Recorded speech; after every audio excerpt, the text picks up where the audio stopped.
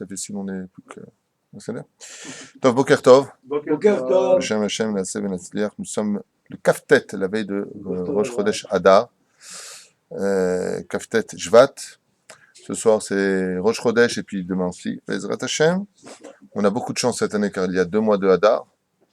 Ça veut dire quoi? 60 jours de joie. On m'a posé la question, brièvement, je suis né avec les dates, on est donc le 31, pour ceux qui le veulent en français, cette date. On a posé la question, non, merci beaucoup. On a posé la question, quel est après le shiur extraordinaire que nous avons fait, parce qu'il a été énormément sollicité et apprécié, ce shiur sur la réincarnation. Vraiment, les gens étaient très contents, en tout cas ceux qui étaient présents ici. Il sera mis aujourd'hui, si Dieu veut, sur le site, d'accord. Donc une femme m'appelle comme ça, elle me pose la question, me dit d'accord, mais il y a un tikkun klali pour le peuple d'Israël, est-ce qu'il y a une réparation générale pour le peuple d'Israël?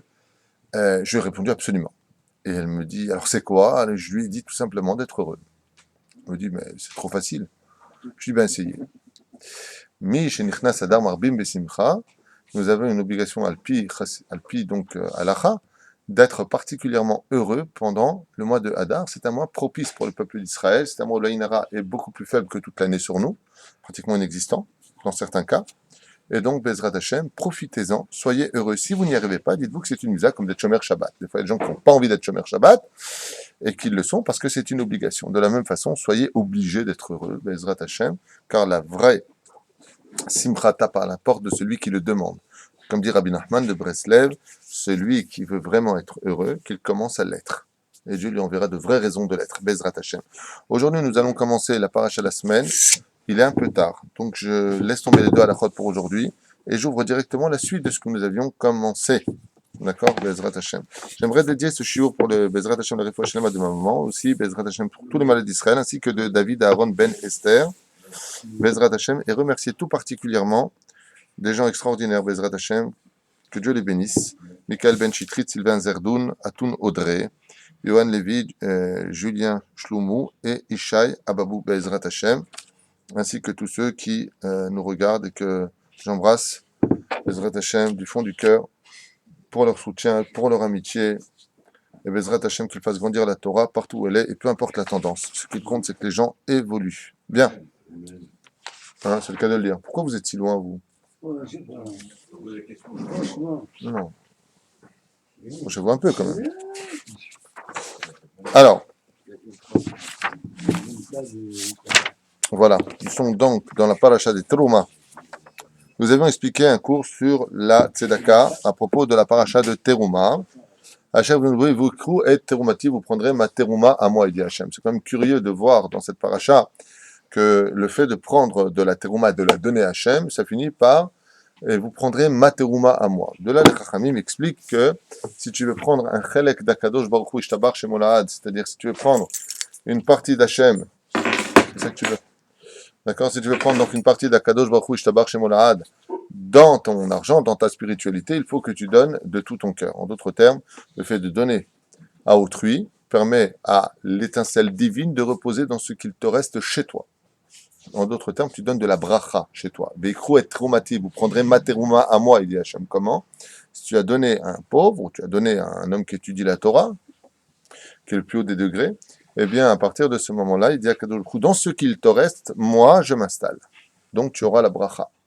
Comme un jour, un homme a posé la question à un rab, il lui a dit, je crois que c'était Rabbi Yonatan Aifshitz, il lui a dit, je te donne une pièce en or si tu me dis où est Dieu. Et lui, elle a répondu, alors qu'il était enfant, il lui a dit, moi, je te donne 2 pièces en or si tu me dis où il n'est pas. Akadosh Baruch Hu est partout, mais il pose sa bracha pas partout. Il pose sa bracha uniquement chez ceux qui, Bezrat Hashem, agissent en son nom et pour lui. Voilà. On continue.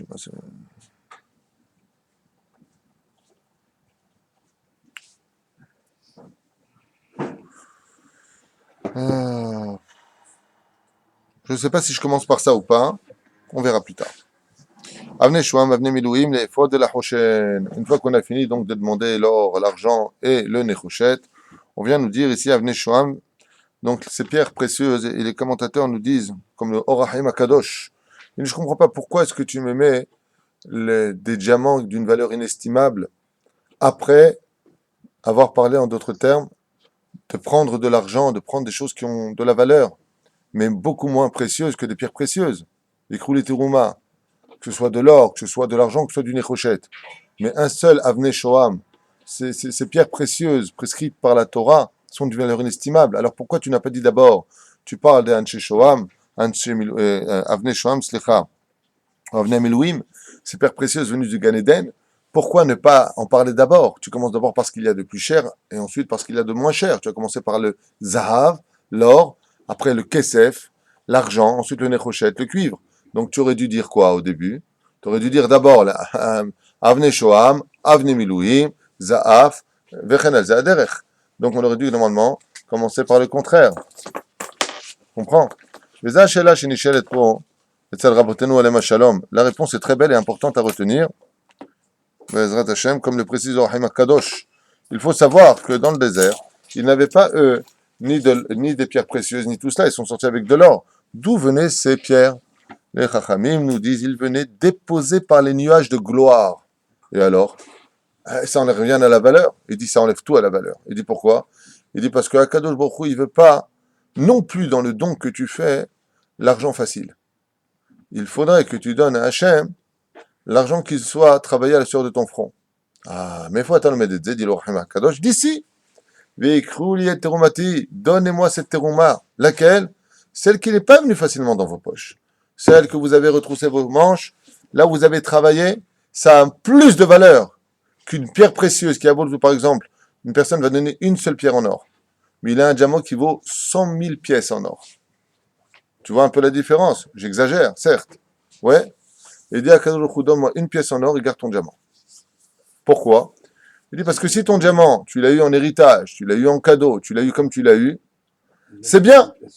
C'est marqué. On va le donner pour le éphod. Oui, c'est bien, c'est superbe. Mais ça n'aura jamais la même valeur que si tu donnes de l'argent gagné à la sueur de ton front. D'ailleurs, on le voit. Quand tu gagnes à l'auto, c'est facile de donner de l'argent. Mais quand tu travailles à la sueur de ton front, c'est très difficile de gagner de l'argent. Et d'ailleurs, cette phrase du Yetzer Hara est si probante. Et on la connaît tous, c'est quoi cette phrase? Écoute, Baba, moi je travaille toute la journée, je me casse les reins, t'as qu'à aller travailler toi aussi. D'accord?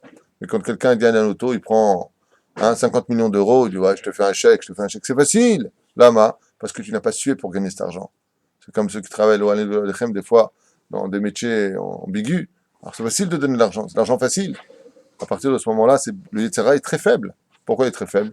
Parce que cet argent, il n'a pas été gagné à la sueur de ton front. Bezat apecha tochal lechem. Vezema shekatouf po rabotav b'shem Rahim HaKadosh. C'est ce que nous dit le Rahim HaKadosh. Fais attention à cela. Ve'asu li mikdash u'eshachanti betocham.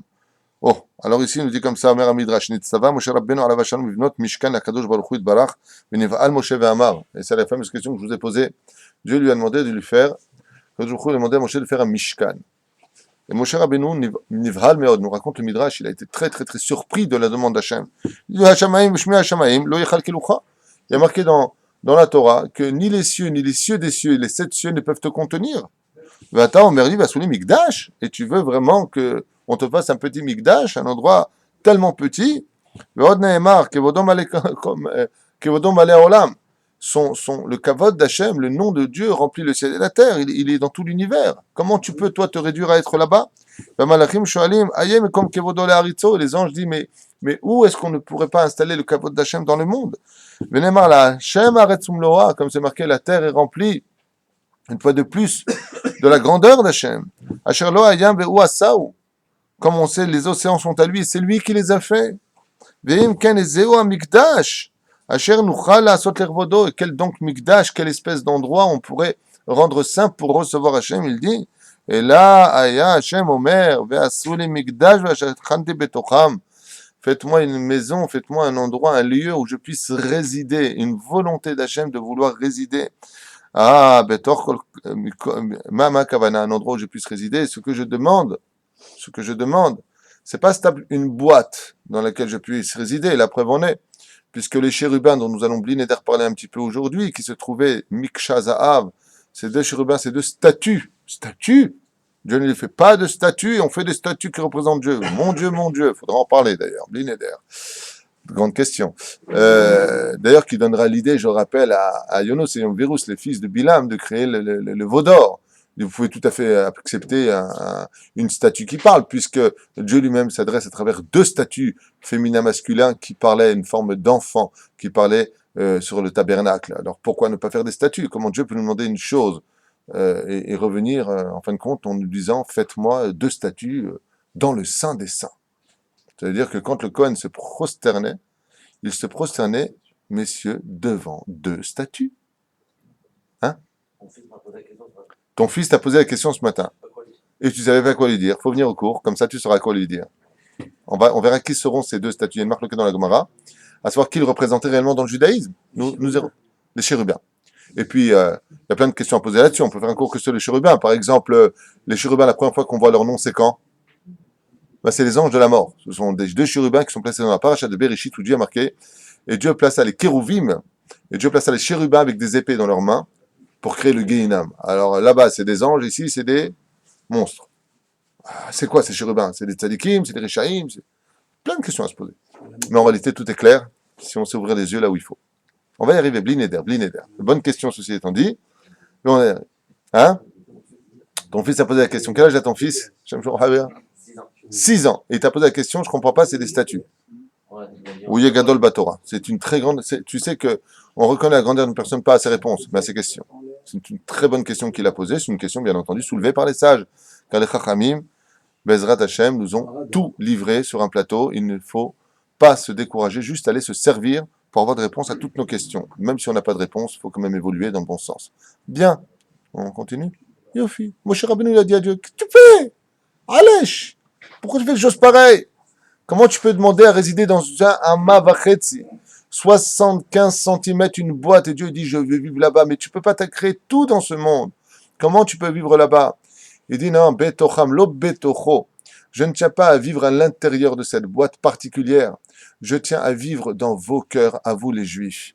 Je veux que vous me fassiez une place sur les 248 membres que je vous ai créés. Je veux avoir une place chez vous. Le Midrash nous raconte un machal, une métaphore, le Ma'adavardomé. Il dit, c'est comme un jour un roi avait une fille unique, sa princesse. Il l'aimait plus que tout au monde. Elle était intelligente, brillante, extrêmement belle. Et bien entendu est venu pour l'heure de cette merveilleuse Kala aussi de se marier. Et le père qui n'avait que 7 enfants sur terre, il a marié sa fille mais avec des larmes très chaudes, très très chaudes. Il a dit, Omri, prenez soin d'elle, je vous en prie. Je l'aime tellement. Elle est tout pour moi. Bon. Alors, le Khatan, il dit, vous inquiétez pas, il a pris la Kala, il est parti avec. Et puis, ils se sont installés dans un beau château comme ça, magnifique maison. Bien entendu, le roi subvenait à tous les besoins, vous l'avez bien compris. Jusqu'au moment où le roi, après très très peu de temps, il a tapé à la porte comme ça, il a dit, écoutez, il n'est pas bon pour les beaux-parents de rentrer trop dans la maison du Khatan et de la Kala, mais je peux pas sans ma fille. Alors, comment on fait? Comment on fait? J'ai une idée. Juste une petite idée. Dans votre château, vous avez tellement de pièces. Vous avez 248 pièces. Oui. Et 365 couloirs. Tellement c'est grand. Mettez-moi juste, vous voyez là-bas, je vous loue une pièce. Comme ça, de temps en temps, je vois ma fille. Je me mêle de rien. Juste, je la vois et c'est tout ce que je demande. Ainsi a dit Akadosh Baruch Hu, qui est le roi des rois. J'ai une fille unique, c'est la Torah. Je l'aime plus que tout au monde. Elle a besoin d'un khatan, c'est le don de la Torah. Les enfants d'Israël ont promis à Dieu de prendre soin de la Torah, de respecter la Torah. Alors il dit à Hachem Besséder, mais cette Torah, elle va vivre dans vos veines, parce que toutes les mitzvot doivent s'accompagner d'un membre humain, d'un membre du corps humain. Okay? Il dit, je te demande juste 248 pièces et 365 tendons. Donne-moi juste une toute petite chambre, la chambre de ton cœur. Comme ça, quand la Torah, elle passe, comme le cœur, c'est la chambre principale qui donne la pulsion au sang de pouvoir circuler dans tout ce corps humain. Si je me place ici dans le cœur de l'homme, quoi que tu fasses avec ta mitzvah, si tu mets tes tuilines, je ressens ma fille. Si tu viens, tu donnes la tzedaka avec ta main, la main ne peut pas bouger si le cœur ne fonctionne pas. Donc de là où je serai, j'aurai un œil sur toutes les mitzvot de la Torah, ainsi donc je pourrai vivre cette Torah que j'aime plus que tout au monde, cette Torah que je vous ai donnée, et en quelle Bezrat Hashem, j'espère que vous ne tromperez pas, comme le dit le roi des rois. Donc, Vasuli Mishkan Veshachanti Betocham. Pourquoi le mot Shachanti? Parce que le mot Shachanti, les Chachamim disent ne dit pas réside, mais Shecheni. Je veux être le voisin de la Torah. Qu'est-ce que c'est un voisin? c'est celui qui vit chez lui, mais qui voit ce qu'il y a chez toi. En d'autres termes, celui qui est proche de toi. Il dit Hachem Beshachantim Lishon Shachen. Je veux être le Shachen de ta vie, pas vivre chez toi. Je ne veux pas t'embêter. Je ne veux pas rentrer dans ton univers. Je ne veux pas te déranger dans ta vie. Et la preuve en est, regardez, prenons un exemple, si vous me le permettez, du Aaron Haïdout qu'on appelle l'arche d'alliance.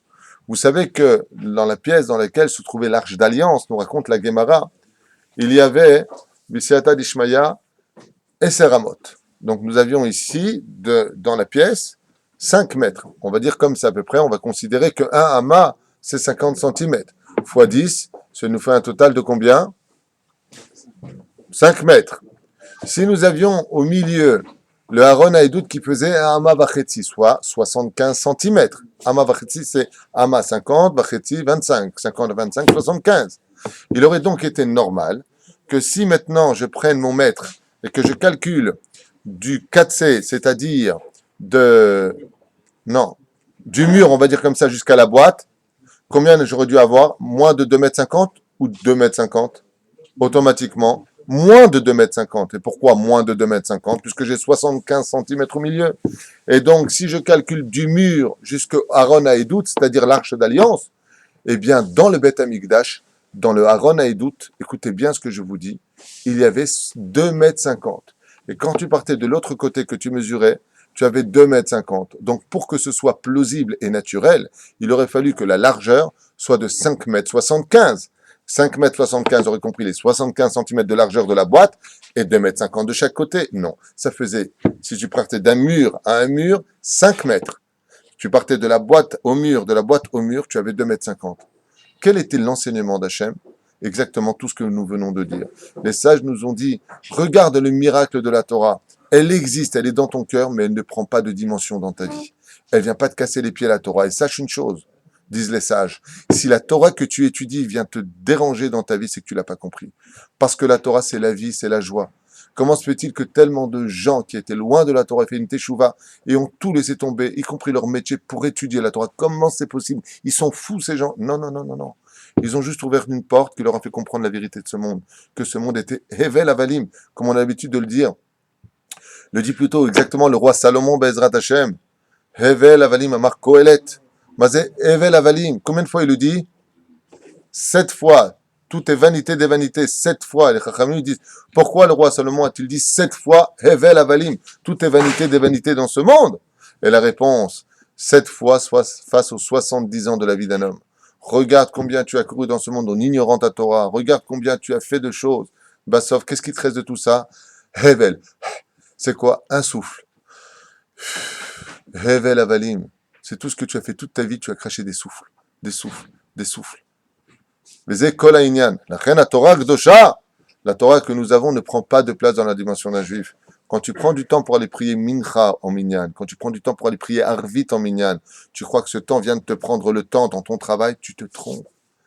Tout comme dans la dimension réelle, 24 heures, j'ai mis une demi-heure, Shacharit à Mincha et Arvit le soir, pour aller prier par exemple, je pourrais dire que sur mon temps, ça m'a été bouffé. Pas du tout. Tout comme le tabernacle se trouvait au centre du mur, quand tu viens et que tu prends du temps pour la Torah, tu arrêtes l'espace-temps. Et en d'autres termes, ta mesure reste exactement la même. Et si vous ne me croyez pas, posez-vous une question que même les historiens les plus éloignés du judaïsme, ainsi que les goïms, n'arrivent pas à comprendre comment des grands de la Torah, comme Rabbi Chaim Palaji, comme Rashi Akadosh, comme le Rambam, et bien d'autres, comme un des plus grands, le Chida Akadosh, comment ils ont pu écrire autant de commentaires si précieux en une seule vie? C'est impossible. C'est impossible. Combien d'heures il aura fait? Même si tu écris vite, parce qu'ils étaient hors du temps. Et dès que tu es hors du temps, tu vis dans cette notion de l'espace-temps. Et cette notion de l'espace-temps nous est offerte par Dieu. Quand tu viens et que tu donnes du temps à la Torah, et que tu n'arrêtes pas de dire « je n'ai pas le temps », c'est parce que tu n'as rien compris à ta vie. Tu dois avoir le temps, parce que le monde a été créé pour que tu étudies la Torah. Et si tu n'as pas ce temps-là, c'est parce que tout simplement tu n'as pas confiance et que pour toi 2 et 2 font 4. Donc pour toi, si je te dis qu'avec 75 centimètres dans cette pièce du Kodesh à Kodashim, sur 5 mètres, tu dis, bah non, de chaque côté, il manque, eh bien, la mesure adéquate à la réalité de ce que nous vivons. Mais dans la Torah, la réalité n'existe pas telle que nous on la vit. elle existe selon les yeux de Dieu et non pas selon les yeux de l'homme. Donc voilà ce qu'a répondu Moshe Rabbeinu. Il n'arrivait pas à comprendre et Dieu lui a répondu, tu n'as pas compris, ce n'est pas réellement dans la boîte que je tiens réellement à résider. La preuve en est, puisque les chérubins vivaient.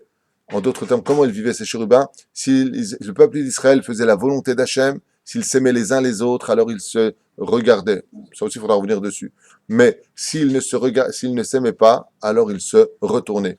Je fais une petite parenthèse, qu'on avait déjà fait d'ailleurs dans un shiur il y a bien longtemps de cela, hein, sur la valeur de ces chérubins. Je vais en parler d'ailleurs tout de suite avec votre permission, Blineder.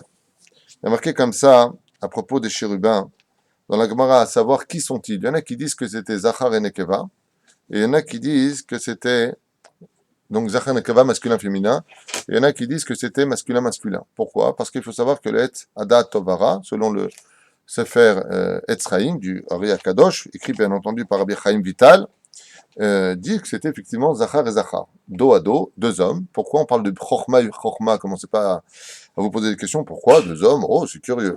C'est tellement idiot sur terre que des fois, il faut se méfier quand on enseigne. Bien. Vous plaisantez ou quoi? La chrétienté a basé toute son homosexualité sur le roi David et Jonathan, son meilleur ami, parce qu'il a dit mon âme est proche de toi, ou je sais pas quoi là-bas. Je t'aime plus que tout le monde sur terre, et ça a été traduit du style c'était un peu une imbécilité humaine. Alors que le roi David était Kodesh Kodashim, que Chaz Veshalom, il n'a jamais aimé ni homme, ni quoi que ce soit de ce monde. Toutes ses actions étaient toutes les Shem Shamaïm. Sinon, vous pouvez être certain que Dieu ne l'aurait jamais choisi parmi tous les rois d'Israël. Bien, on ferme cette parenthèse ridicule et honteuse de la vie de chacun de nous par rapport à nos pensées stupides. Car n'oubliez pas qu'on juge l'homme selon ce que nous sommes nous-mêmes. Alors posez-vous bien les bonnes questions, Bezrat Hashem. Bien, je suis piquant ce matin un peu. Les chérubins sont gentils, ces chérubins. Alors, on disait qu'il y a marqué Bechan Fehem, Mesochachim Bechan Fehem. Il faisait comme une espèce de souka. Okay? Il y en a qui disent qu'ils bougeaient. Il y en a qui disent simplement ils mettaient leurs ailes les unes contre les autres et ils s'observaient. Alors, on va prendre la date de la Gemara qui dit Zachar et Nekeva. Pourquoi on a besoin de dire Zachar et Nekeva? Et si c'était le cas, Zachar et Nekeva veut dire masculin-féminin. Qui il représenterait dans le judaïsme? Eh bien, la réponse est, comme le rappelle Rabbi Yehuda Ptaya dans son livre Mintrat Yehuda, on parle de Yaakov et de Rachel. Pourquoi? Parce que ce couple-là représente le couple idéologique juif, Ken, contrairement à certaines personnes, comme Moshe Rabbeinu, où il y aura une séparation qui se fera voulue des cieux, d'accord? Mais il ne pourra pas représenter, si vous voulez, l'idéologie des chérubins, puisque s'il y avait eu Moshe, on aurait mis qui en face? Non? Tu pourrais la divorcer. Alors qui? La Shekhinah. Dieu ne veut pas qu'un homme se marie avec lui. Dieu veut qu'un homme se marie avec sa femme et qu'ensemble ils se marient avec Dieu. D'accord? Quand on marie un couple, on dit que la Shekhinah se trouve au-dessus du couple. Zug shezacha, ish ve'isha shezachu, Shekhinah benehem. Quand un couple a le mérite de se comporter comme des humains, des gens normaux, des gens qui se respectent et qui s'aiment, alors la Shekhinah veille sur leur shalom. Sinon, tu retires le yud et le he de ish et de isha, il te reste esh, c'est le feu. Plus personne se juge de Kafsrout, c'est le premier qui descend l'autre qui a gagné. Bien, alors les chérubins représentent donc Yaakov et Rachel. Maïnaf Kamina, t'appelles les pompiers. En général, les pompiers, c'est le rave. Bravo. Pimp pour pimp. Où est-ce qu'on en était? T'arrêtes de m'interrompre ce matin, ouais. Oui, pourquoi Zachar et Nekeva? Vous avez remarqué que quand on doit étudier la Torah, la façon d'étudier la Torah doit être accomplie par les hommes, car les hommes ont l'obligation d'étudier la Torah. Comme le disait hier mon épouse, Hachem Shrouvé Hayer, elle disait c'est pas facile, parce que je lui dis c'est pas facile d'être une femme. Dans une discussion privée, ça ne vous regarde pas. Mais je lui dis à un moment, c'est pas facile d'être une femme. Tout ce que fait la femme à la maison, je parle pas simplement des tâches ménagères, de ses problèmes en tant que femme, les problèmes d'hormones, les problèmes toujours, les femmes doivent aller s'épiler, il faut faire attention à sa santé, et puis elle doit tout le temps plaire au mari, et puis, nous on est comme on est, on fait ce qu'on... Et elle m'a répondu, ne crois pas si bien dire, ce n'est pas facile d'être un homme. Nous on n'aura pas des comptes à rendre sur notre étude de la Torah, vous si, c'est par ça que ça commence. À votre place, moi je suis content d'être une femme. Parce que si tu ne donnes pas tes heures d'études, tu ne passes pas la deuxième étape. Je dis, oh, Rasra, j'ai un compliment. Bon, elles sont fortes les femmes d'aujourd'hui. Résultat, pourquoi je vous dis ça? Parce que quand on vient étudier la Torah, on doit être comme Yaakov Avinu, Ishtam Yoshev Ohalim, un homme qui réside dans les tentes. Mais des fois, tu vas à des shiurim, et ce qu'a dit le Rav, tu le connais par cœur. Ah, je connais ça, je connais ça. Alors, qu'est-ce que tu fais? Tu bases. Ou alors le Rav, il parle, tu prends un livre et tu dis, on lui dit, tu sais comment c'était sur le tabernacle, là où résidait Dieu? Il y avait un Zachar, un homme, qui étudie la Torah, et après il y avait les Keva. Ah quoi, tu veux que je sois féminin? Oui. C'est-à-dire, je m'explique en deux mots. Quand tu vas à un cours de Torah, tu dois te comporter comme un homme, acquérir cette Torah, te souvenir de cette Torah, étudier cette Torah. Atkan. Quand on te dit tu viens à un cours, ça parle de quoi? Baba Batra, j'ai déjà étudié 100 fois, je connais par cœur. Là, on te dit, hey, en face, il y avait une femme. La femme, elle n'est pas, pas obligée d'étudier la Torah comme l'homme. On lui dit à ce moment-là, comporte-toi comme les mochines d'une femme. Comporte-toi comme le sechel d'une femme. C'est-à-dire que quand tu y vas, tu dois te dire que tu l'as encore jamais étudié comme une femme. Zachar et Nekeva. C'est pour l'étude de la Torah que ça a été dit. Zachar, masculin et féminin. Quand tu viens quelque part et que tu manques de savoir-vivre, parce que ce que va dire le Rav, tu connais par cœur, fais comme si qu'à ce moment-là, tu étais comme une femme qui n'était pas obligée d'étudier la Torah et que ce que tu vas entendre, qu'est illou, tu l'avais jamais entendu avant. Donc voilà pourquoi Zachar et voilà pourquoi Nekeva. On parle uniquement de l'homme dans son étude. Si tu connaissais pas, comporte-toi comme un homme. Et si tu connaissais, alors comporte-toi comme l'esprit d'une femme qui est ilou. C'est la première fois que je l'écoute. Vide-toi comme une femme pour réécouter, car peut-être dans ce qui va être dit, il y aura encore un chidouche qui t'élèvera le niveau de compréhension que tu avais déjà acquis l'an dernier. C'est pour cela que Bezrat Hashem, en tant que juif, nous devons nous renouveler constamment avec les deux mochines, le cerveau à droite et le cerveau à gauche, qui représentent Chochma et Bina. L'homme et la femme est en nous, d'une certaine façon. Androgyne, nous sommes au niveau de l'esprit. Mais voilà. Donc ça, c'était la première chose. Et puis, pour finir, un petit message d'amour pour les couples que j'avais fait dans le cours sur pourquoi le mariage, pourquoi le divorce, ou plutôt sur la vie dans le couple. Pourquoi Béhémet, ces chérubins étaient au-dessus de la nature, puisqu'ils étaient capables, alors qu'ils étaient Miksha Zahav. Le mot Miksha, d'ailleurs, est curieux. Vous savez pourquoi on dit Miksha Zahav? Vous savez que l'histoire des chérubins, qui représentait donc en d'autres termes le capot qui se trouvait sur le Aaron Haïdout, là où il y avait l'arche de la loi et bien entendu donc brisé, et le Sefer Torah de Moshe mis en Larson. Il y avait donc l'étape de loi brisée, en même temps le Sefer Torah de Moshe Rabbeinu, le 13e Sefer Torah qui était mis en Larson. Comment on dit en Larson? En diagonale, voilà, qui était là-bas. Et on nous dit que c'est Miksha Zahav. Alors quelle différence y a-t-il entre Miksha Zahav, d'accord, entre le fait de faire un seul bloc et le fait de le faire Yetzika. Je vais expliquer les choses, ça va être très clair. La différence qu'il y a quand je vais faire un seul bloc, que je veux faire une Yetzika en d'autres termes, former quelque chose, je prends un modèle dans lequel je vais faire fondre mon or. Comment tu dis? Voilà, merci bien. Donc un moule. En hébreu, les mots sont tellement plus riches en compréhension et beaucoup plus simples à dire qu'en français. Shablona, exactement. Voilà. Donc c'est Etzika. D'accord? Eh bien, ou Tavnit, en hébreu, c'est encore beaucoup plus simple. C'est un moule. Donc tu remplissais ton Tavnit, ton moule d'or. Une fois que c'était refroidi, tu retournais ton moule et tu avais parfaitement ce que tu voulais attendre de lui.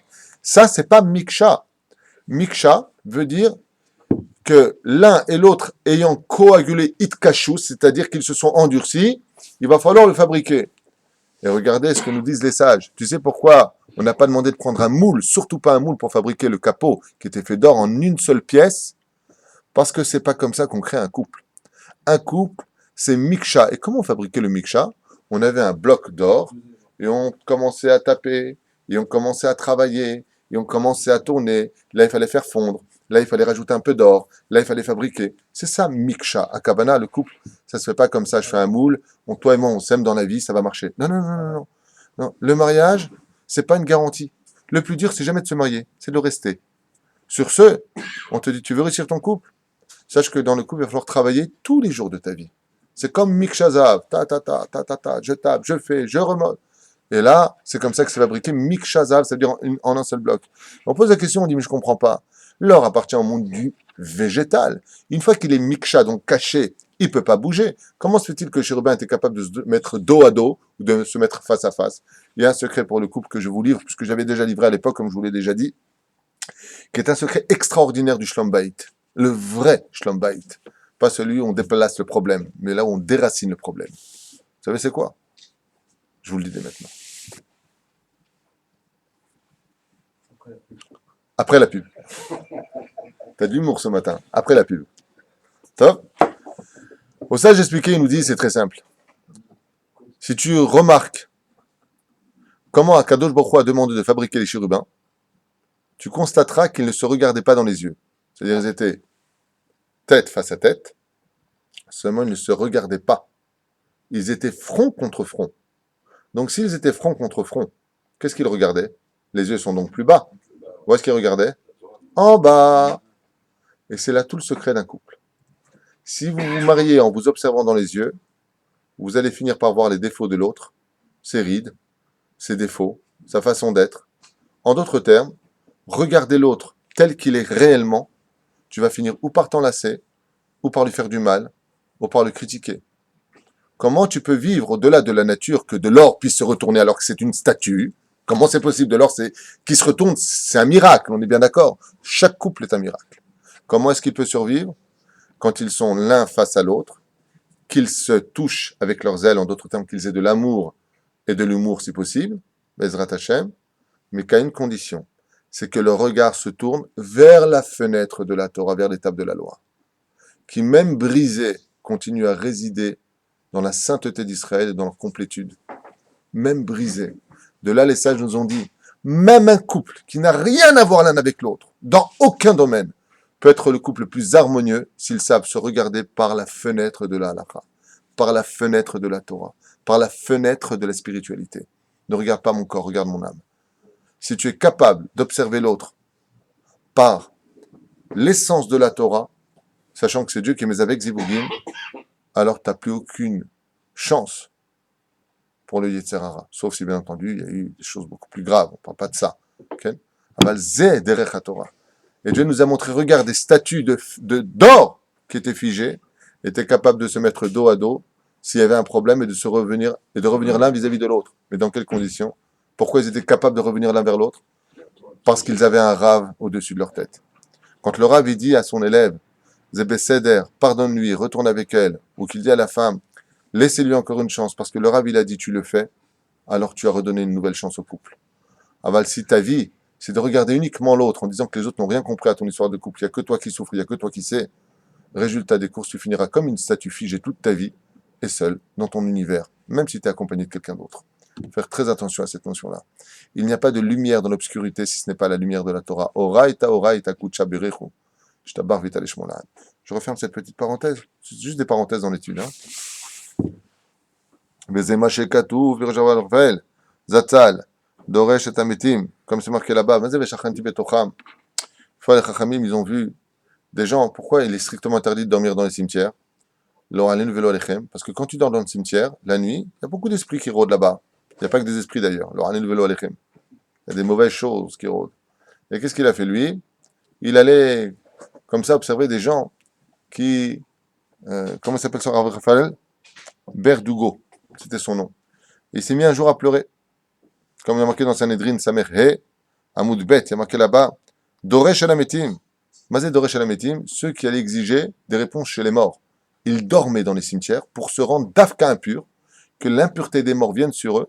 Comme ça, ils rentraient en contact avec les démons et ils faisaient, en d'autres termes de leur vie, des socles pour la Sitra Hara, pour les forces du mal. Et le Chachamim se mettait à pleurer. Il dit quoi? Il y a des gens chez les nations du monde qui vont dormir dans les cimetières comme Bilaam. Aujourd'hui, j'ai nommé Bilaam. Vous savez c'est qui aujourd'hui? C'est comme ça, en tout cas, qu'on l'appelle en France. C'est Dieu donné, à ce qui paraît. Gilgoul. Alors, il dit, hein? Ils ont réquisitionné 650. Oui, on va pas faire de la pub, hein? Vous savez que moi, on parle d'une personne, moi, il existe. Alors, on va éviter de parler de lui, comme ça, si Dieu veut, il n'existera plus demain. Mais n'oubliez pas une chose, quand lui partira, s'il part, il y aura un autre. Il faut arrêter de regarder le bâton, il faut écouter les messages qui se cachent derrière ses propos. Mais bon, on en reparlera à l'occasion. Blineder. Donc, il s'est mis à pleurer, il a dit, Ribono Shalolam, si ces gens-là, ils arrivent à reposer sur eux des démons, à savoir l'avenir, à savoir des choses, ils veulent se rendre impurs. À plus forte raison, nous, le peuple d'Israël, si on se rend Kadosh, Dieu résidera en chacun de nous. Et Béhémet, on vivra quelque chose d'une dimension hors du commun. C'est simplement dépendant de nous. Si on veut que la colère nous habille, si on veut que les mauvaises midotes nous habillent, si on veut une mauvaise chose, alors il est évident que on va travailler cela en nous. On va permettre à la colère d'exister en nous. Mais si on veut que Akadosh Baruch Hu, Shtabar Shemo Lahad, il soit parmi nous, alors on va travailler nos midotes. Et c'est ce qu'il veut Akadosh Baruch Hu. Pourquoi on nous parle des midotes ici? Pourquoi on nous parle de la mesure? Pour que Dieu repose. Et sa midat, ça veut dire sa mesure et tes temps, pour te dire à toi, dans le pshat des choses, que si tu veux que Dieu réside en toi, d'abord arrange tes mesures, tes midotes. Sois quelqu'un de calme, sois quelqu'un de reposant et de reposé, sois quelqu'un de concis, sois quelqu'un d'honnête, sois quelqu'un de droit dans ta vie. Alors tu verras qu'Akadosh Baruch Hu, Be'ezrat Hashem, résidera aussi en toi. Bien. Comme c'est marqué, Alderes Melissal Sfarim Agron, d'accord, ok, ça on l'avait fait. Kolamidot, Shayush Burot, Amavachetzi. Il y a marqué là-bas Amavachetzi, Amavachetzi. Et le premier enseignement que nous donne le Baal Turim à la Vachalom, c'est de nous dire Mazé Amavachetzi, donc une mesure et demie. Pourquoi pas deux mesures? Pour t'enseigner que Dieu ne peut résider que chez quelqu'un qui est vide de lui-même. Waouh! Et moi, et moi, et moi, et moi, et moi. Dieu ne peut pas vivre avec lui. Chez Nehemar, En ani vahu yacholim ladur bemakom echad. Dieu ne peut pas résider avec l'orgueilleux. Celui qui croit que c'est lui qui fait tout, comme quelqu'un, des fois, il dit, moi je sais faire de l'argent. Toi, tu sais faire de l'argent. Ça, c'est un chidouche. Je ne connaissais pas les gens qui savent faire de l'argent, moi. Je connais des gens pour qui Akadosh Baruch Hu repose, car dans ma Ta'anit, Bedaf Bet, Amoud Bet, en haut de la page, c'est marqué que Dieu lui a donné la clé de faire de l'argent qu'à personne sur terre qu'à lui-même. La Gemara dit, Dieu, il dit de sa bouche, la clé de faire de l'argent, je l'ai donnée à personne. Donc il n'y a pas plus orgueilleux au monde qu'un homme qui dit, moi je sais faire de l'oseille, t'inquiète pas, je vais te payer. Tu as le droit de croire en toi, mais tu n'as pas le droit de devenir un clown. L'argent, tu ne sais pas faire. Uniquement ce que je te permets. La preuve en est, quand ça ne va pas, tu parleras. Je sais pas ce que j'ai, je gagne très bien ma vie d'un coup. Ah, tu sais plus faire de l'argent, d'accord? Donc faites attention pour ceux qui gagnent bien de l'argent, de toujours remercier Hachem et de savoir que c'est uniquement lui le matin qui t'a organisé tes rendez-vous. Et c'est uniquement à lui que tu dois toute ta fortune. Hachem Morish ou Marachir. Le fait descendre qui il veut, fait rendre riche qui il veut. Faites très attention à cela. Combien ça faisait? Ama vachetzi. Un ama vachetzi. Et la moitié. Pourquoi? Pour t'enseigner que l'homme il doit aller dans ce monde toujours kafouf. Devant Kadosh Baruch Hu. Pourquoi on se prosterne devant Hachem? Ama vachetzi. 2 tiers se tiennent debout et 1 tiers se plient devant Hachem. C'est ce qu'on appelle Aishtachabaya quand nous nous prosternons devant Hachem. Pourquoi? Pour montrer à Hachem, que même si on a le droit d'exister, Dieu te dit prends 2 tiers pour toi, donne-moi 1 tiers pour moi. Ama vachetzi. Mais si tu te tiens droit, oui, comme on lui dira là-bas dans la Mishnah de Masachet Avot, 5e chapitre, il y a marqué Asara nissim nitnaswa v'tum bet hamikdash.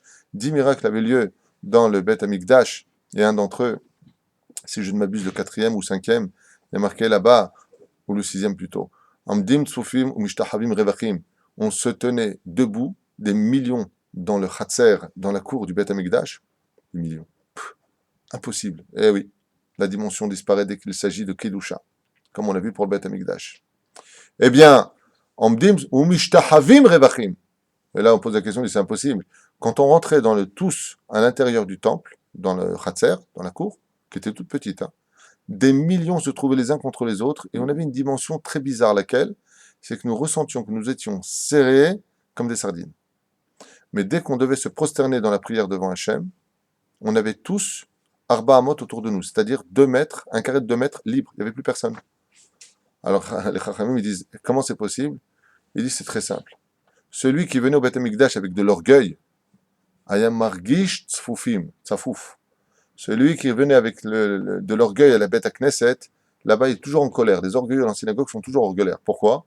Parce qu'ils sont tellement orgueilleux qu'ils sont Tzafouf. Quoi que tu leur donnes comme place, quoi que tu leur donnes comme endroit, ou que tu les fasses monter à la Torah, c'est toujours serré pour eux. Pourquoi ils veulent toujours plus? Par contre, les humbles, ceux qui sont humbles, ceux qui ont la tête en bas, ceux qui savent dire, qui savent lever à terre, les Shem Shamaïm, eux, quand ils venaient au Beth Amikdash, donc c'est l'allusion de se prosterner, quand ils étaient humbles, eux, ils avaient beaucoup d'air autour d'eux. C'est pour cela que, entre être orgueilleux et entre être humble, il faut savoir que l'humilité, comme je l'avais dit dans un shiur, je crois sur l'humilité, dans un des cours enregistrés ici, Moshe Rabbeinu alav hashalom a été comparé à l'homme le plus humble de tous les hommes. Mais c'est pas fini comme ça. C'est l'homme le plus humble de tous les hommes sur la terre. Pourquoi tu me dis sur la terre? Il ne veut pas sur la lune. C'est bien que c'est sur la terre, planète bleue. Qu'est-ce que tu nous enseignais? Ben, c'est très simple. Moshe Rabbeinu s'est comporté toute sa vie comme de la terre. On lui a marché dessus comme sur la terre. On crache sur la terre. On parle mal à la terre. On n'a pas de respect pour la terre. Et à la fin, c'est elle qui nous avale. Le dernier mot, c'est toujours le humble qu'il a. Jamais celui qui est orgueilleux. La reine Bezrat Hashem, si un homme veut exister, c'est comme dans les mots hébraïques. Je, Ani. Ne pas exister néant, haine. Si tu veux absolument être, comment on dit je suis? Non, c'est je. Je suis. Non, ça c'est de l'égyptien. En hébreu, je suis. Il n'y a pas de verbe être. Il y a liot, mais je suis, ça n'existe pas en hébreu. Je suis, ça n'existe pas. Ça se dit Ani, je. Suis, il est où? Tu suis pas le mot? Non. Le Ani ne peut pas exister en tant que être, parce qu'il n'y a que Dieu qui est. Nous, on est là, demain, on n'est plus là. Il n'y a que Dieu qui est. Vous avez compris la différence? Mais par contre, quand est-ce qu'on commence à exister? Si tu es capable de faire N, alors tu es capable de devenir Ani.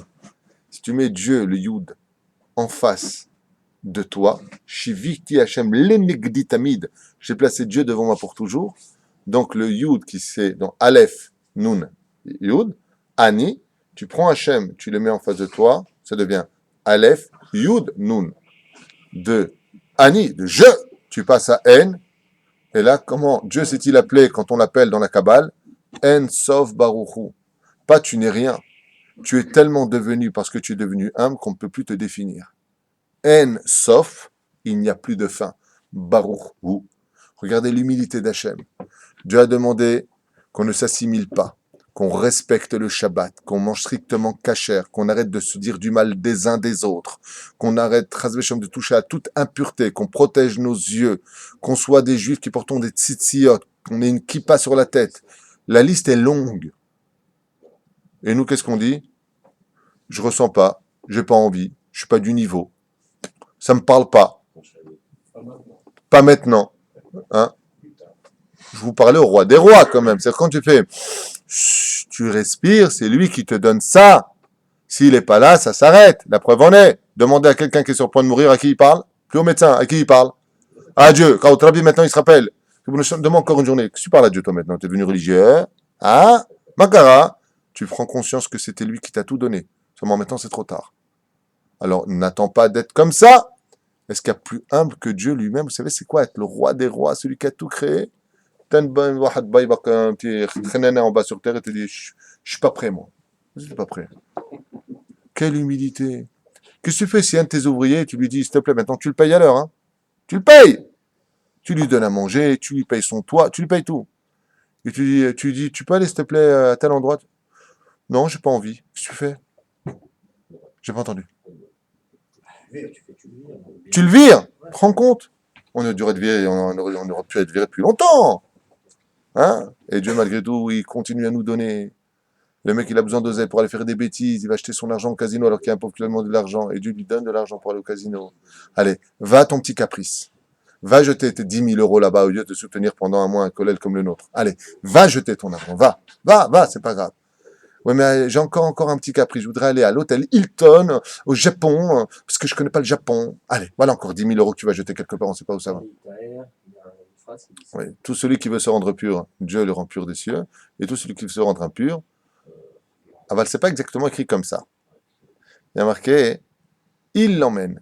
On a parlé de ça dans un shiur il n'y a pas tellement longtemps. Comment ça en hébreu? Abba, les ta'er, mais ta'arim oto minashamaim. Celui qui veut se rendre pur, on le rend pur. Mais on, ils ne sont pas plusieurs, hein, ils sont qu'un, il n'y a que Dieu. Alors pourquoi on? Les anges qui ont été créés par sa volonté de vouloir devenir purs vont l'emmener vers la pureté. Et c'est la même chose pour celui qui sera impur. Comme ces imbéciles qui disent j'ai fait un hold-up, ça a marché, c'est que Dieu le voulait. Non, Dieu t'emmène. Non, il n'y a pas marqué Dieu. Arrêtez de mal comprendre la Torah.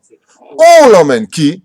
Celui qui a voulu faire du mal va créer des anges noirs. Ces anges noirs vont l'emmener vers là-bas. Pas Dieu. Akadosh Baruch Hu, lui, il reste neutre, il t'attend pour le jugement, à voir comment tu vas réagir dans ta vie avec ce que tu vas créer. En d'autres termes, personne n'a rien à reprocher à Dieu.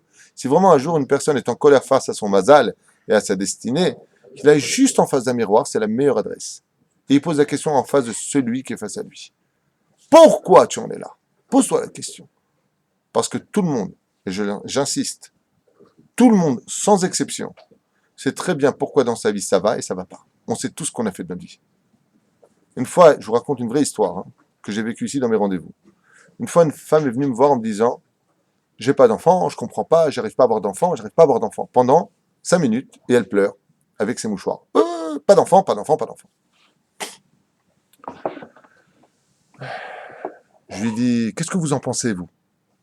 Elle me dit « Moi, ce que j'en pense, vous savez, les Arabes, ils ont des enfants, les autres, ils ont des enfants. Moi, j'arrive pas à avoir d'enfants. Je suis une juive. Elle est où la Torah de Dieu? Je suis pas une fille de Dieu. » Je lui dis « Je peux vous poser une question? Qu'est-ce que vous en dites, vous ?» Je comprends pas, elle me dit. Bon, je vais peut-être poser des questions, vous allez faire stop à réimage. Vous êtes prête? Ok. Vous avez déjà fait un avortement? Oui. Elle s'est mise à pleurer.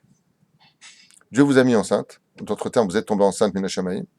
Vous avez fait ce meurtre d'enlever votre enfant. Aujourd'hui, vous n'êtes plus enceinte, vous vous plaignez? Pourquoi vous ne l'avez pas dit depuis le début? Vous commencez à me faire des compliments, vous êtes fort, machin. J'ai écouté, on s'en fiche de je suis fort, je suis pas fort. C'est pas la question. La question, c'est de savoir si vous êtes honnête avec vous-même. Tu sèmes des excréments, tu récupères des excréments. Tu sèmes de l'akdoucha, tu récupères de l'akdoucha. Mais tu peux pas créer en jetant des excréments et tu dis j'attends du blé. Hein? Baruch Hashem, j'ai appris qu'elle est enceinte et elle va accoucher. Tout va bien. Elle a fait tchouva. On se veut savoir, on lui a fait un tikkun ici. On lui a fait un tikkun parce que c'est extrêmement grave d'avorter. C'est extrêmement grave, c'est un meurtre. Le parcours de l'eau de terre. Le mec, il vient. On le sait, mais elle va pas le raconter. C'est pour cela qu'il n'y a pas mieux, Bezrat Hashem, que sa propre conscience pour avoir affaire à ce que nous venons de définir. Alors, Kol keli asharet b'mishkan b'mikdash mutar haya la'asotam mikol minim matechot bezman shelo haya za'av. Rak hakeruvim hayu chayavim liot miza'av. Alors, pose la question, il dit ici, comment c'est possible qu'on sait que, de qui plus est, l'or est un matériel extrêmement riche.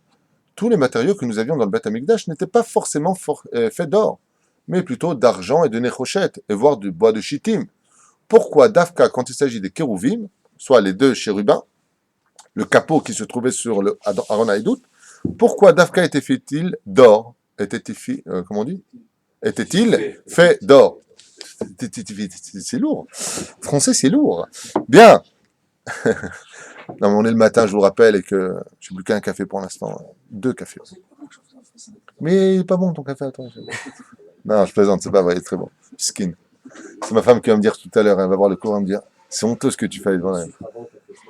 Je ne donnerai pas ton nom. Bon, alors, non, il est très bon ton café, en plus il vient du cœur. Non, vous savez qu'on est en plein cours. Hein. Pourquoi Dafka pour les chérubins? Parce que les chérubins, on avait expliqué tout à l'heure, et on répond maintenant. On finira avec ça pour aujourd'hui, avec votre permission, Blineder. On a expliqué que c'était des statues. Comment Dieu il peut demander, alors qu'il nous a interdit la moindre figurine de sa personne?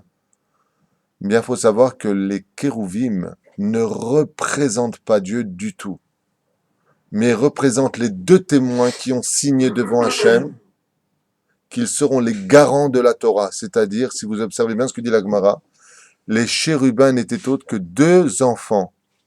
Yaakov, celui qui étudie la Torah, et Rachel, celle qui sera la femme juive du foyer juif, celle qui reste dans ses tentes, celle qui est la femme courageuse du peuple d'Israël, qui prie pour avoir des enfants et qui ne les tue pas. De là, on dit, si tu veux réussir à avoir des enfants qui soient des kérouvim, pour ce qui est de ta voiture, dépense de l'argent. Pour ce qui est de tes courses, de ce que tu vas manger, dépense du néchochette, du cuivre. Mais quand il s'agira de l'éducation de tes enfants, dépense de l'or. Voilà pourquoi les kérouvim étaient faits d'or.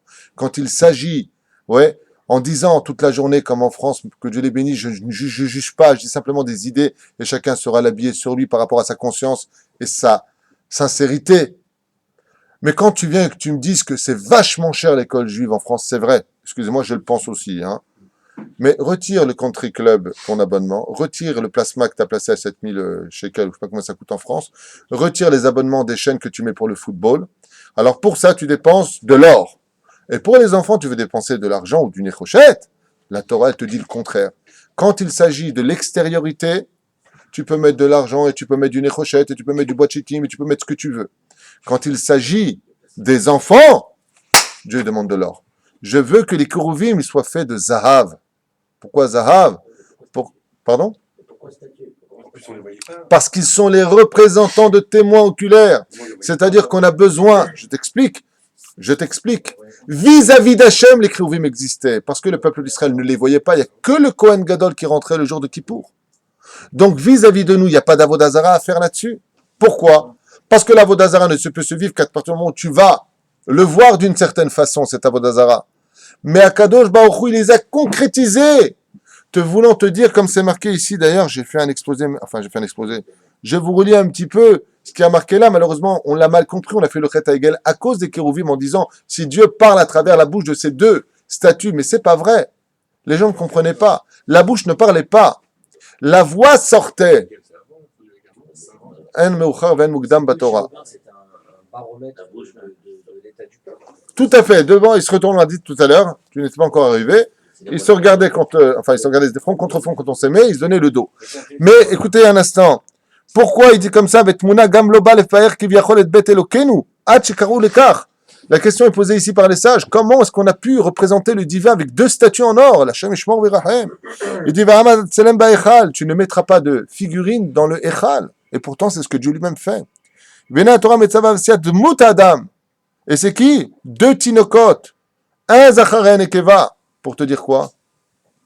Que toute la vie dans laquelle vous êtes, pourquoi on devait savoir dans notre tête qu'il y avait deux enfants en statue là-bas, qui devaient être faits d'or? Pour la simple et bonne raison, c'est que le monde ne vit que par rapport à l'étude des enfants d'Israël, Tashbar, Tinokot, Shelbet, Ramban. Que par le fait que tu emmènes tes enfants dans une école étudier la Torah, c'est que par eux que le monde vit et que par eux et par leur mérite à eux que la prophétie reviendra et que Dieu s'adressera aux enfants d'Israël dans la Géoula. C'est par le biais de nos enfants, comme c'est marqué à propos de Chizkiyahu Melech Alav Shalom, où aucun enfant dans Eretz Israël ne connaissait pas jusqu'aux lois des théorotes, oui, de la pureté familiale. Pas pureté familiale réellement parlant, mais puisqu'il n'y avait pas encore l'âge. Mais pour vous dire que les lois les plus compliquées du judaïsme étaient apprises par cœur par les enfants. Quand nos enfants, on les emmène au Har Sinaï, au Har Moria, vous savez, la Torah, c'est un jeu de mots ce que je fais. Hein. La Torah, c'est un enseignement. Il y a la Torah, il y a le Har Moria. Donc le don de soi, quand tu prends ton fils et que tu l'amènes étudier la Torah, tu ressembles à Abraham qui amène son fils à un sacrifice. Parce que c'est énormément de sacrifices d'emmener son enfant étudier la Torah. Et comme il le dit ici, regardez, c'est très long, je ne vais pas tout vous lire, c'est énorme. Les commentaires sont impressionnants les uns après les autres. Al tidag ala parnassa, tu as l'obligation d'apprendre un métier à ton fils, mais d'abord, sauve-le pour le monde futur. D'abord, qu'il connaisse c'est quoi le Talmud, qu'il connaisse le savoir-vivre, embrasser la main du père et de la mère, le respect des parents, le respect de ne pas dire du mal de l'un et de l'autre, qu'il ait du sang juif, qu'il ne s'assimile pas, qu'il n'aille pas se convertir dans une autre religion parce qu'il ne connaissait même pas la sienne. Donc, réveillez-vous. Et Dieu, pour cela, il a dit, j'ai dit de ne pas faire de statues, mais je vais quand même laisser deux statues. Pourquoi?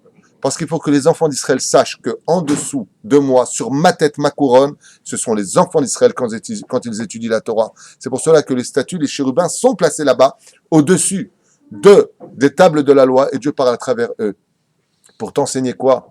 Je préfère m'humilier à faire deux statues au-dessus de ma tête, ouais, que les chérubins qui sont nés avec un Yetzera, puisque chaque enfant est né avec un Yetzerara, et qu'ils apprennent la Torah. Et la preuve en est, nous avions dit au début du shiur que les chérubins, eux, on les avait vus la première fois quand? Dans la paracha de Bereshit. Quand? Après la faute. Quand tu mets ton enfant dans la faute, quand tu lui mets des télévisions en face de lui, quand tu parles mal à côté de lui, des mots mal élevés, des mauvais exemples, tu en auras fait des chérubins, des enfants, oui. Mais ce seront ceux qui ouvriront les portes du Gehinam. Ils auront des épées dans leurs mains. Comme l'a dit le roi Chizkiyahu, ainsi que l'explique la Gemara dans Sanhedrin. Qu'est-ce qu'il a dit, Chizkiyahu Melech? Il a planté une épée, il a mis au milieu de la cour de Jérusalem. Et il a dit quoi? Celui qui n'étudie pas la Torah passera par ce glaive. Ça ne veut pas dire que si tu n'étudies pas la Torah, je te coupe la gorge. On n'est pas en Arabie Saoudite. Hein. C'est pas ça du tout qu'il voulait dire. Il a lancé un message qu'on a vu hier, puisque hier, un enfant de 17 ans à Ashdod a été donc poignardé de 3 coups de couteau pour une histoire de bonbons, je ne sais même pas quoi. 3 coups de couteau. Hein? 15 ans. Oui. Par des enfants de 13 ans, voilà, il me confirme l'histoire. Et pourquoi c'est arrivé? C'est marqué dans la Gemara. Si tes enfants n'étudient pas la Torah, ça finira au couteau. C'est pas de la philosophie, ça s'est passé hier à Ashdod, dans une école laïque. Donc, faites confiance à la Torah. Peut-être que dans le monde de la Torah, il y a peut-être un peu de drogue qui rentre aussi. Il y a peut-être un couple homosexuel. Je dis pas que tout est blanc-bleu dans les yeshivot. Mais n'oubliez pas un détail. Quand on voit sur le domaine quantitatif, petit 1, on parle de petites personnes. C'est-à-dire que même si un juif est très grand de par lui-même, on parle vraiment de quelques exceptions. Comme une fois, quelqu'un m'a dit, ouais, les Bahou Yeshivot de tel yeshiva, ils vont au cinéma le Motzei Shabbat. C'est ça la Torah? Je dis combien ils sont? Il me dit, oh, une vingtaine. Je dis, tu sais combien il y en a dans cette yeshiva? Il y en a 400. Pourquoi tu vois les 20 qui y vont aller? Parce qu'une tache noire dans un drap blanc, ça fait beaucoup d'effets, c'est sûr. Mais n'oublie pas qu'il y en a 380 qui sortiront Talmidei Chachamim Be'ezrat Hashem. Donc faites partie de cette course-là, de mettre vos enfants Be'ezrat Hashem dans le monde de l'étude de la Torah. C'est la da du Rav Kook, c'est la da du Rabbi Lubavitch, c'est la da de Rabbi Nachman de Breslev, c'est la da surtout du Rav Ovadia Yosef, c'est la da du Rav Shar. Toutes les tendances le disent ouvertement. Et après Be'ezrat Hashem, il pourra apprendre un métier, mais d'abord, sauve-le pour son monde futur. Parce qu'aujourd'hui, il est là, demain, tu ne sais pas où il va. Tu pourras un jour te vanter de dire, une fois que tu seras parti dans les cieux, moi, j'étais pas un homme riche, mais j'ai offert le bonheur pour l'éternité dans le monde futur. Tarshov Ksad Bahaim, parce que le travail, l'argent, la parnassa, c'est que Dieu qui le donne. C'est que lui qui envoie tout cela. Le travail, comme dirait le Mesilat Yesharim, c'est un tikkun de la réparation. C'est pas parce que tu travailles, tu auras de l'argent. Demande à tous ceux qui travaillent la journée qui n'ont rien. Zelo Nachon. Aval Kodem Kol Torah, Dieu, pour répondre à ton fils, il a dit, je préfère mettre des statues pour montrer les garants de la Torah. Pourquoi? Parce qu'il y a des choses sur lesquelles la Emouna n'a plus sa place. Tu dis que tu ne crois qu'en ce que tu vois, alors sache qu'il y a des chérubins qui étudient la Torah au-dessus. Maintenant, tu vois ce que j'ai fait, il dit Hachem, moi j'ai pris sur moi de mettre 2 statues au-dessus de ma tête pour te montrer le chemin à toi. Tu vas les mettre dans la Torah, tes enfants? Zéro. Sinon, ils peuvent finir comme les chérubins, qui ont des épées dans leurs mains, du Gehinam, ou des chérubins faits d'or, Baruch Hashem, qui brilleront et deviendront la lumière par laquelle Akadosh Baruch Hu s'adressera au peuple d'Israël. Kol Tov. Bravo.